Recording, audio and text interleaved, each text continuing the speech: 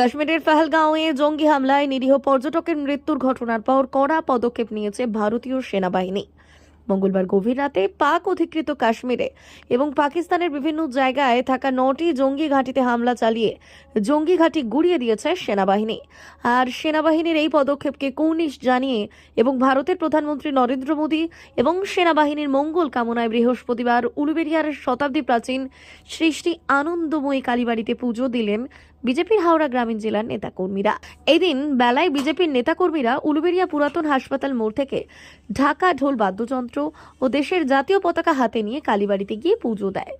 এদিন মন্দিরে পুজো দেন বিজেপির হাওড়া গ্রামীণ জেলা সভাপতি দেবাশিস সামন্ত, সহ সভাপতি রমেশ সাধুকার সহ অন্যান্যরা।